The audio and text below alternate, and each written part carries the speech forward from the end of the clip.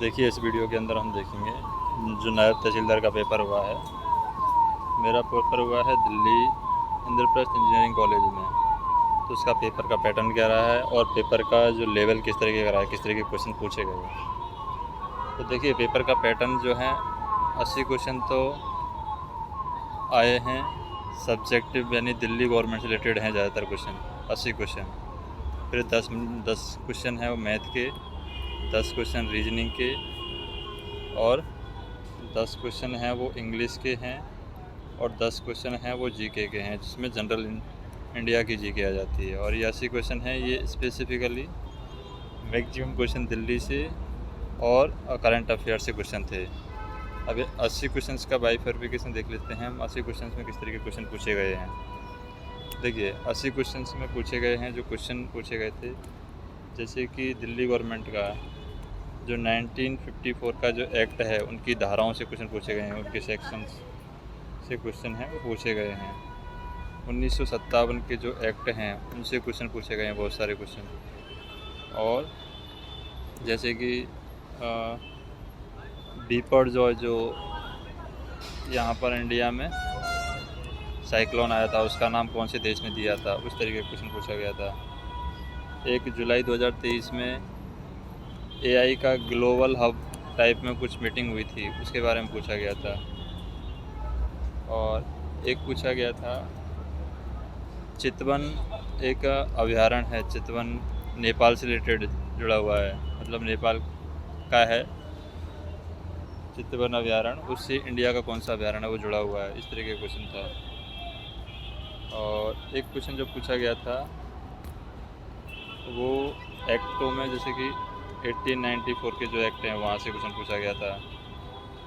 1887 के जो एक्ट हैं लैंड रिफॉर्म से रिलेटेड, वहाँ से क्वेश्चन पूछा गया था।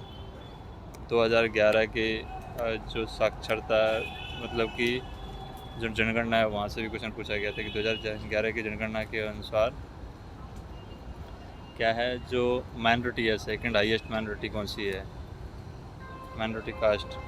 1955 के जो एक्ट हैं वहाँ से क्वेश्चन पूछे गए थे, मतलब ज़्यादातर क्वेश्चन जो है वो एक्ट से क्वेश्चन पूछे गए थे। फिर एक क्वेश्चन पूछा गया था कि विवेकानंद एयरपोर्ट है वो कहाँ पर है, विवेकानंद एयरपोर्ट, वहाँ से क्वेश्चन पूछा गया था विवेकानंद एयरपोर्ट से। 1887 के जो एक्ट हैं वहाँ से क्वेश्चन पूछा गया था, 1887 के एक्ट। और इसके अलावा हम देखें बाकी क्वेश्चन कहाँ से पूछे गए थे, जैसे कि एक कोविड-19 को कब WHO ने ख़त्म कर दिया, बताया कि भाई अभी इंटरनेशनल इसका पेंडेमिक ख़त्म हो गया है, उसके बारे में पूछा गया था। एक चंदेल राजवंश के बारे में पूछा गया, चंदेल राजवंश का संस्थापक कौन था, वहाँ से क्वेश्चन पूछा गया था। एक दिल्ली में जो विधानसभा है वो विधानसभा का गठन कब किया गया, जो एक पूछा गया था जो दिल्ली में 6ठी विधानसभा है उसके अध्यक्ष स्पीकर कौन है, उसके बारे में पूछा गया था।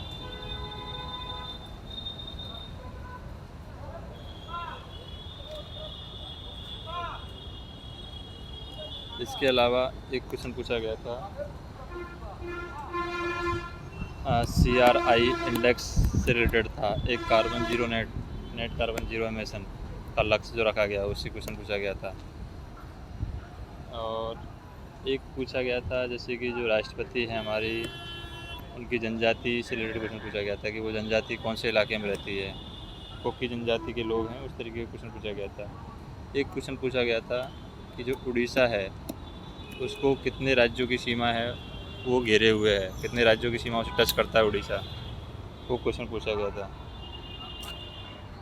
और एक क्वेश्चन पूछा गया था कोई US के सेक्रेटरी हैं जो कि किस देश के राष्ट्रपति से मिले हैं जुलाई में, वो क्वेश्चन पूछा गया था।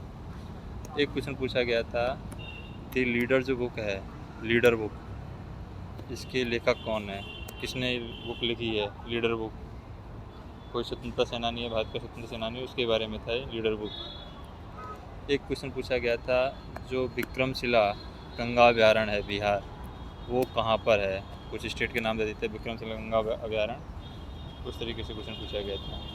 1954 के जो एक्ट हैं सेक्शन 18, 19, 20, 21, इस तरीके के एक्ट हैं, वहाँ से क्वेश्चन पूछा गया था।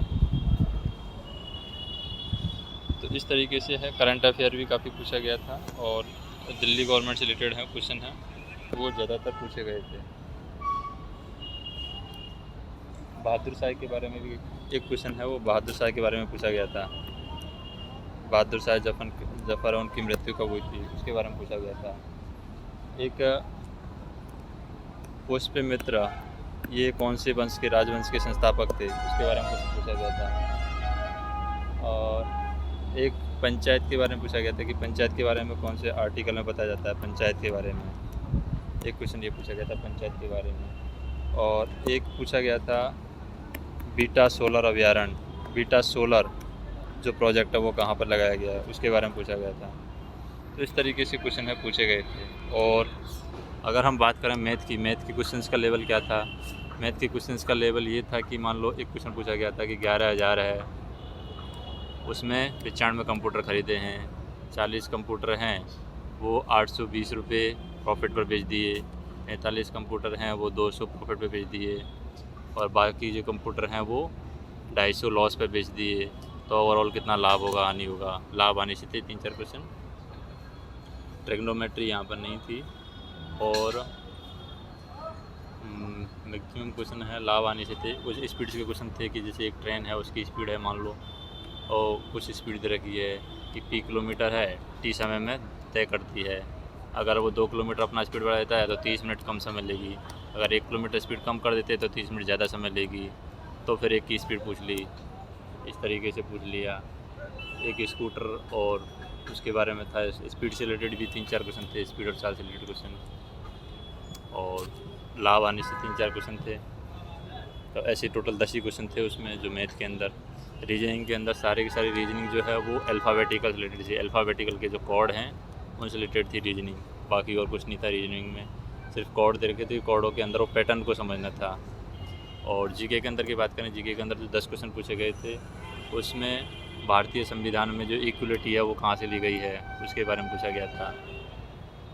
भारतीय संविधान में इक्वलिटी कहाँ से पूछा गया है। और एक क्वेश्चन पूछा गया था कि माइनॉरिटी जो है उसके बारे में पूछा गया था। मतलब कि हिस्ट्री से रिलेटेड क्वेश्चन पूछे गए थे ज़्यादातर, करंट अफेयर नहीं था उतना ज़्यादा उसमें। तो ओवरऑल ऐसा ही कुछ एक्सपीरियंस रहा है। अपना अपना जो पेपर आपको जो याद आ रहा है क्वेश्चन वो आप कमेंट करके बताइए। जो मेरे को याद आया वो मैं आपको बताया कि किस तरीके का पेपर का पैटर्न है वो रहता है। तो वीडियो अच्छा लगे तो वीडियो को लाइक कीजिए, कमेंट कीजिए और चैनल को सब्सक्राइब कर लीजिए। धन्यवाद।